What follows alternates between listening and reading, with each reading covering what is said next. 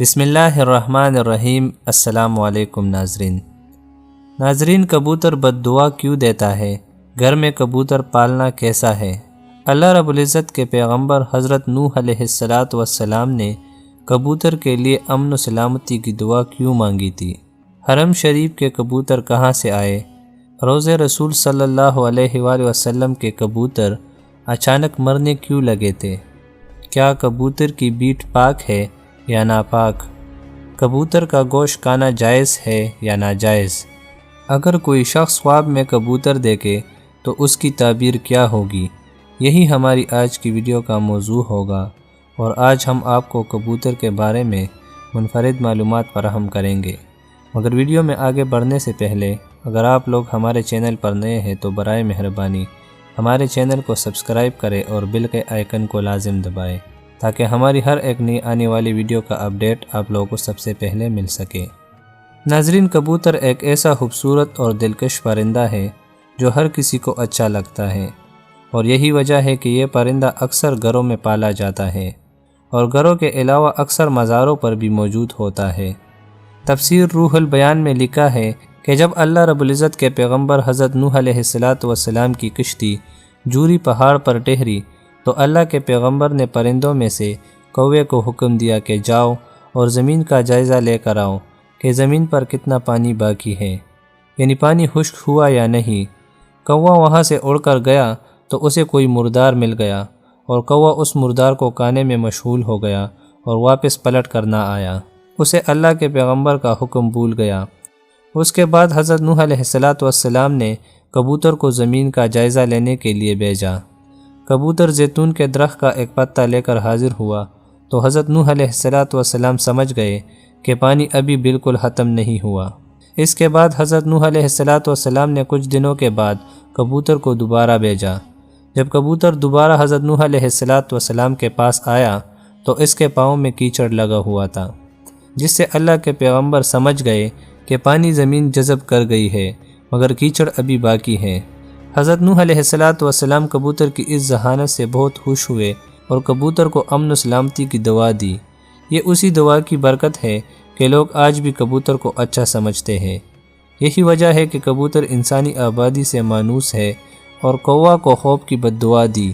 یہی وجہ ہے کہ کوا انسانی آبادی سے ہراساں رہتا ہے، اسی وجہ سے لوگ آج تک اسے منحوس سمجھتے ہیں۔ ناظرین، فقہا کے نزدیک گھروں میں شوقیہ پرندے رکھنا یا کبوتر پالنا جائز اور مباح ہے، بشرط یہ کہ ان کی غذا اور سردی گرمی اور بارش سے حفاظت کا انتظام کیا جائے، اور جب اہل خانہ کہیں باہر جائے تو ان کی غذا اور دیکھ بھال کا مناسب انتظام کر کے جائے۔ مگر پرندوں کو ستانے کے حوالے سے ممانعت ہے، جیسا کہ ابو داود میں حضرت عبداللہ ابن مسعود رضی اللہ عنہ کی روایت کردہ ایک حدیث میں کبوتر کا ذکر موجود ہے کہ ایک کبوتر اللہ کے پیغمبر حضرت محمد صلی اللہ علیہ وآلہ وسلم کے سر انور پر منڈلا رہا تھا اور اپنی زبان سے شکایت کر رہا تھا کہ کسی نے اس کے گھونسلے سے انڈے نکال لیے ہیں۔ حضور صلی اللہ علیہ وآلہ وسلم نے صحابہ کرام رضی اللہ تعالیٰ عنہ میں اعلان کیا کہ کس نے اس کبوتر کے انڈے اٹھائے۔ ایک صحابی نے انڈے اٹھانا قبول کیے تو انہیں حکم دیا گیا کہ وہ گھونسلے میں انڈے واپس رکھ دیں۔ اس روایت سے معلوم ہوا کہ پرندوں کو ستانا ناجائز ہے، اور پرندوں کو ستانے سے اس لیے روکا گیا ہے کہ پرندوں کی بد دعا لگتی ہے، اور چونکہ کبوتر بھی ان پرندوں میں شامل ہے جو کہ انبیاء کا پسندیدہ رہا ہے، اس لیے اگر کبوتر کو ستایا جائے تو کبوتر بھی بد دعا دے سکتا ہے، لہٰذا کبوتر کو ستانے سے اجتناب کرنا چاہیے۔ ناظرین، مکہ مکرمہ میں مسجد حرام کے اطراف بہت سے ثواب کی امید سے کبوتر کی ایک بڑی تعداد کو گندم ڈالتے ہوئے لوگ نظر آتے ہیں۔ جیسے ہی اس مقدس شہر کی سرزمین پر پاؤں رکھا جائے تو کبوتروں کے جھنڈ لوگوں کا استقبال کرتے دکھائی دیتے ہیں۔ گردنوں کے نزدیک پیلے یا سبز مائل پروں والی یہ کبوتر خاص اہمیت کے حامل ہوتے ہیں، اس لیے کہ احرام کی حالت میں یا اس کے بغیر بھی کسی طور ان کبوتروں کا شکار جائز نہیں۔ ان کے شکار یا قتل کرنے کی صورت میں فدیہ واجب آتا ہے۔ ایک روایت یہ ہے کہ یہ کبوتر ان کبوتروں کی نسل سے ہے جنہوں نے رسول کائنات امام الانبیاء حضرت محمد صلی اللہ علیہ وآلہ وسلم کے غار ثور میں قیام کے دوران غار کے دروازے پر گھونسلے بنا ڈالے تھے اور انڈے دیے تھے۔ ایک دوسری روایت کے مطابق حرم مکی کے کبوتروں کی نسل کا تعلق ان ابابیل پرندوں سے ہے جو سمندر کی جانب سے آئے تھے، اور انہوں نے اپنی پنجوں میں پتھر اور کنکریاں تام رکھے تھے تاکہ بیت اللہ کو منہدم کرنے کے ارادے سے آنے والے یمن کے بادشاہ ابرہہ الاشرم کو باز رکھا جائے۔ ناظرین، ایک مرتبہ انتظامیہ نے مسجد نبوی شریف کے حرم انور کو صاف ستھرا رکھنے کے لیے فیصلہ کیا کہ حرم شریف میں کبوتروں کے لیے دانہ نہ ڈالا جائے۔ اس طرح کبوتر دانے کی تلاش کے لیے دوسری جگہوں پر منتقل ہو جائیں گے۔ اس حکم پر عمل کیا گیا اور کئی دنوں تک دانہ نہ ڈالا گیا، مگر کبوتروں کی گنبد حضرا سے محبت کا یہ عالم تھا کہ بھوک سے مر رہے تھے مگر کہیں جانے کے لیے تیار نہیں تھے۔ اہل مدینہ نے اپنی آنکھوں سے عشق و محبت بھرا منظر دیکھا۔ پھر دنیا میں یہ بات شہرت پکڑ گئی کہ لوگوں نے حکومت سے درخواست کی کہ کبوتروں کو دانہ ڈالنے کی اجازت دی جائے۔ حکومت نے پھر حسب سابق کبوتروں کو دانہ ڈالنا شروع کر دیا۔ کبوتر کی بیٹ پاک ہے اور چادر کے جس حصے پر لگی ہو صرف اسی حصے کو دھوئے، پوری چادر دھونے کی ضرورت نہیں، اور اس کا گوشت کھانا جائز اور حلال ہے۔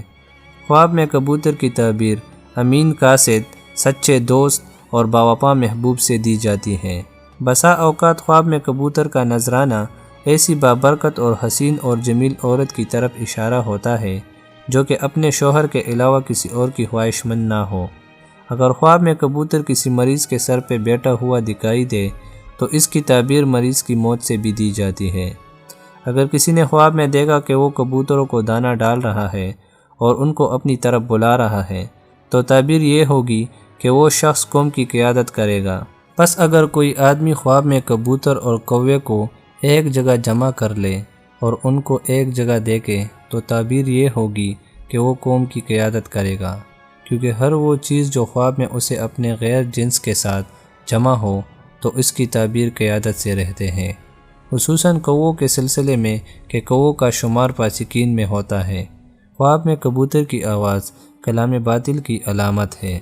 امید کرتا ہوں دوستو آپ لوگوں کو ویڈیو پسند آئی ہوگی، تو ملتے ہیں اگلی ویڈیو میں، تب تک کے لیے اللہ حافظ۔